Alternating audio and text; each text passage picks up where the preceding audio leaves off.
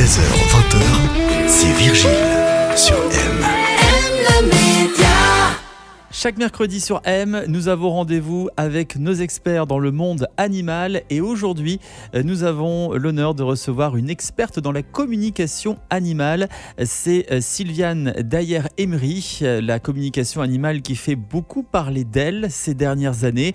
Cette méthode permettrait aux propriétaires et à leur animal de compagnie de communiquer tout simplement grâce à un intermédiaire, le communicant animal.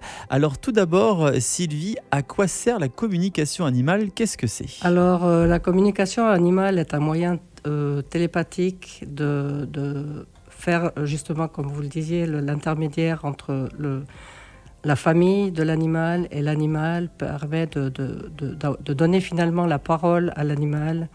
Comment ça fonctionne, la communication animale ?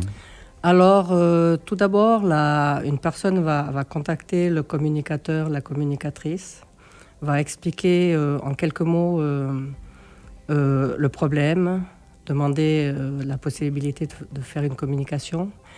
On va se mettre en relation avec la personne téléphoniquement ou par message pour s'assurer qu'elle soit bien allée voir si le problème n'est pas médical chez un vétérinaire. Et puis, une fois que tout est réglé, tout est mis en place, on va préparer un type de question un peu général au départ pour voir comment il se sent, comment il va. Et puis des questions plus spécifiques en fonction du problème relatif à l'animal. Est-ce que chaque animal réagit différemment à la communication animale ? Est-ce que chacun est réceptif à la communication animale ? Alors il y a des animaux qui ne souhaitent pas forcément, qui sont peut-être surpris, qui ne connaissent pas forcément le principe. Il y a des animaux plus timides aussi. Mais généralement, ça se passe bien. Les animaux sont réceptifs. Parfois, c'est un peu compliqué à se connecter avec l'animal, à se mettre en lien avec l'animal. Mais tous les types d'animaux sont capables de communiquer, que ce soit des animaux sauvages ou des animaux domestiques. C'est vrai qu'avec les animaux domestiques, c'est plus facile puisqu'il y a déjà ce lien avec l'humain. Et sans savoir, on fait de la communication animale nous-mêmes avec nos propres animaux. Parfois, on anticipe les désirs de l'animal ou le contraire, l'animal anticipe nos désirs. Et ça, on est déjà dans de la transmission de pensée, de la communication télépathique. Comment se déroule concrètement une séance en quelques mots ? Alors, une séance, on va se mettre en relation avec l'animal. On va lui expliquer les raisons pour lesquelles on se connecte à lui. On va lui dire aussi que c'est de la part de sa famille, les inquiétudes qu'ont la famille par rapport à un certain problème. Et puis, après, on demande toujours éthiquement, on demande toujours son accord, s'il est d'accord de participer à cette communication avec nous. Mais ça m'intrigue un petit peu. Comment est-ce que vous pouvez lui demander tout cela à cet animal ? Ça se passe par transmission ? Alors, c'est des ressentis.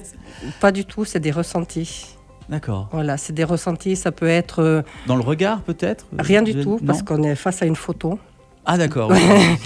Donc, non, c'est des ressentis qui nous arrivent comme ça. Ça peut être des images qui nous passent dans l'esprit.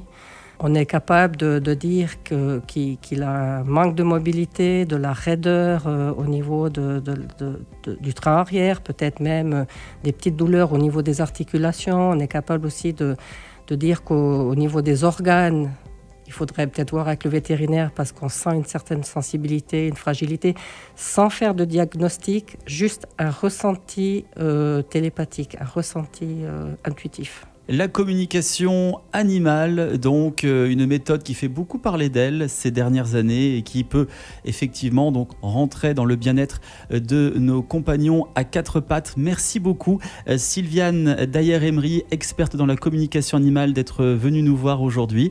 Et puis on se donne rendez-vous pour d'autres conseils animaux la semaine prochaine avec Karine, notre présidente de SOS Chien Polaire.